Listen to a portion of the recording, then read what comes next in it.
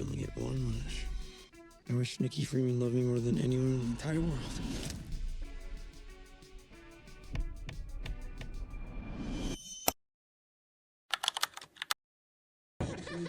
Welcome back to Midnight Playback, where I take a deep dive into your favorite horror movies. Today we're going to be looking at the movie Obsession. Spoiler warning, if you have not gone and seen this movie, I would highly recommend it before watching this. Directed by YouTuber Curry Barker, the movie starts with a guy named Bear who honestly just feels like a lonely, awkward dude trying to figure his life out. He works at this small music store with Nikki and their friends Ian and Sarah, and it's obvious right away that he's liked Nikki for a really long time now. The movie actually does a good job at making their relationship feel believable too. It just feels like two people who have known each other forever, except one of them have clearly wanted something more, and Bear is actually way too scared to admit it. Every time he gets close to telling Nikki how he feels, he backs out because he's terrified of rejection. One night, Bear ends up going into this weird little shop trying to buy Nikki a gift. That's where he finds the One Wish Willow. Basically, it grants one wish when you break it. After Nikki asks Bear if he likes her, he panics and lies about it. He gets frustrated with himself and breaks the willow. He wishes for Nikki to love him more than anything in the world. And honestly, this is where the movie starts to feel unsettling right away. Because almost right after the wish, Nikki starts acting differently. She suddenly becomes way more emotional and attached to him, almost instantly. I don't think I could live without you. The movie even starts playing televisions by Current Joys during these scenes. Gives everything this weird emotional nostalgic feeling. Nikki starts opening up emotionally, staying over at his house, and acting way more different towards him. But slowly, things start feeling wrong. Nikki starts to lie about her dad dying of cancer. She starts watching Bear sleep at night. She panics whenever he leaves the house. And she starts acting like Bear is the only thing that matters. And then the relationship slowly starts feeling less romantic and more emotionally suffocating. You can tell Bear starts noticing the warning signs too, but he keeps ignoring them because part of him still wants this relationship to work. Then the movie gets really dark. Bear finds out Nikki made him a sandwich using the remains of his dead cat Sandy. And honestly, that's the moment where this movie completely changes. Because after this scene, there's no pretending this relationship is normal anymore. The movie basically drops the romantic side completely after that. Then comes the party scene, which is honestly one of the best scenes in this whole movie. Everybody watching already feels uncomfortable about Nikki at this point, but nobody fully understands how dangerous she can become. During this drunk Jenga game they play, Nikki starts telling this horrifying version of Hansel and Gretel, and the entire room just goes silent. A love only the branch of a willow tree could conjure. Nobody knows really how to react, and from that moment on, the movie completely spirals. Nikki starts becoming more violent, unpredictable, and honestly terrifying. But what makes this movie interesting is that she still feels all of this while it's going on. Like parts of the real Nikki are still trapped underneath everything that's happening to her. There's even moments where she almost seems aware of what she ends up becoming. Eventually, Bear realizes the wish cannot be undone. He even tries to call the One Wish Willow customer service and alter his wish. Instead of getting rid of it, they tell him the wish only ends if him or Nikki dies. And honestly, that phone call scene is chilling, because that's the moment Bear realizes he completely ruined both of their lives. From there, everything completely falls apart. Sarah gets murdered by Nikki with a brick because she was in the car with Bear. Ian dies by getting shot by Nikki after he walks into Bear's house. Bear desperately tries to find a way out of this nightmare he created, but at this point, it's already too late. And honestly, the ending hits me way harder the second time I watched the movie, because Bear finally realized he never actually wanted real love. He wanted control. He wanted somebody that literally could not leave him. And once the wish gives him exactly that, it completely destroys every one of their lives. And honestly, I think Obsession might end up becoming one of the best modern horror movies we've gotten in a very, very long time. And clearly people are connecting with this movie too, because it's doing really good at the box office right now.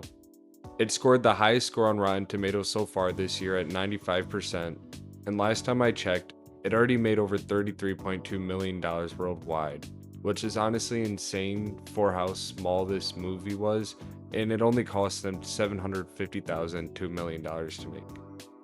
And honestly, I'm not surprised at all. This movie feels like it understands exactly what horror fans want at the moment. Psychological horror, uncomfortable relationships, control, tension, all put together. I love you. I love you. I love you. I love you. And honestly, I think a lot of people are just looking at this movie as a toxic relationship horror movie. I think this is where Obsession gets way more interesting than people are giving it credit for. Because yeah, on the surface, it's a crazy toxic relationship horror movie, but underneath that, the movie is really about control. Bear doesn't just want Nikki to love him. He wants a version of Nikki that cannot reject him. And that's what makes the wish so disturbing. It doesn't create love, it removes choice. That's why the perfect relationship scenes feel so uncomfortable. The music is soft, the lighting feels warm, and everything looks romantic, but none of it is real. It's basically a relationship built all on a curse. And the more I thought about it, the more I feel like the One Wish Willow isn't just granting wishes, it's exposing everyone's secrets when nobody is there to judge them. Bear says he wants love, but what he actually asks for is ownership and control. That's why Nikki is so tragic. She's not just a villain, she's someone trapped inside someone else's fantasy. And that's what makes this movie way darker, because the scariest part isn't Nikki becoming obsessed, it's Bear realizing how wrong it is and still trying to enjoy it for as long as he can. During the phone call, he wanted to find an alter way to change the wish instead of just getting rid of it. And that just shows the whole time he just wanted control. He didn't actually want love. You love me more than anyone in the world? Yes, more than anyone. This one makes the movie tragic instead of just scary. A lot of Nikki's breakdowns almost feel like moments where the real Nikki is trying to break through. Especially the screaming fits, the emotional crashes, moments where she begs Bear to stop, the scene where she says the other version of herself is asleep. It almost feels like she's trapped inside her own body watching herself become something else. And honestly, that makes the ending way more depressing because she finally regains control after all of that and everybody is dead.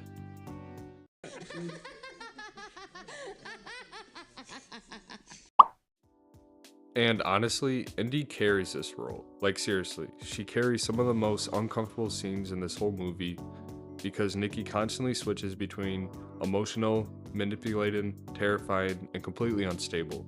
And somehow it all feels real.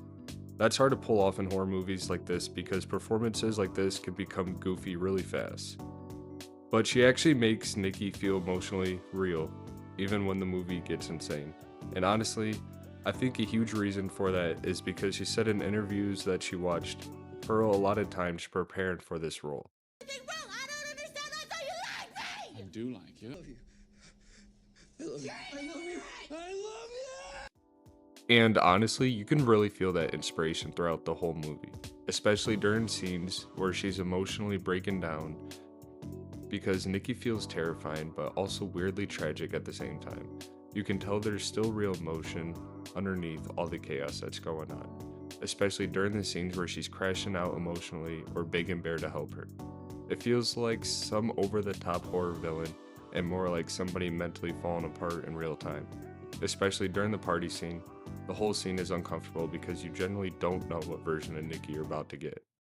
Cancel your wish. No. It's okay to keep the. I just want to know if I can alter it a little. And one thing I've seen people arguing about nonstop online is who the real villain was in this movie. Because obviously Nikki does horrible things, but at the same time, Bear caused all of this. He's the one that made the wish and took Nikki's ability to choose. And honestly, I think that's what makes this movie interesting. Nikki becomes the monster physically, but Bear becomes the monster emotionally. He just wanted control the whole time. He never actually wanted love. One destroys people through violence, and the other is forcing them to do something that they don't want anything to do with. And honestly, I don't think the movie wants you to fully side with either of them. I think both characters are supposed to feel tragic towards the end of the movie, and that's what makes this movie dark. And honestly, the ending is the most disturbing part because Bear finally realized it's too late. He never actually wanted real love, he wanted control. By the end of the movie, neither characters even feel human anymore. They just feel trapped inside this toxic relationship neither of them can escape. And Nikki's breakdown at the end honestly might be one of the darkest scenes I've seen in modern horror recently. Because suddenly the obsession disappears and she's forced to see everything around her all at once. Sarah's dead, Ian is dead, Bear is dead. And now she actually has to live with everything that has happened. And that's what made this movie really dark. And honestly, I really think this movie could end up becoming a modern horror classic. Let me know what horror movie I should talk about next, and if you enjoyed this video, subscribe to Midnight Playback for more horror videos like this. Thanks for watching.